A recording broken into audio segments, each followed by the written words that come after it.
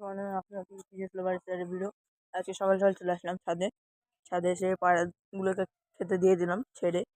আর ওখানে সেই আন্দ্রা বাচ্চাটা আছে। আর এই যে সব খেতে দিয়ে দিয়েছে। পায়রা অনেক কটাই কমিয়ে দিয়েছে। আর ঠান্ডার কারণে অনেক কটা পায়রা ঝিমাচ্ছে।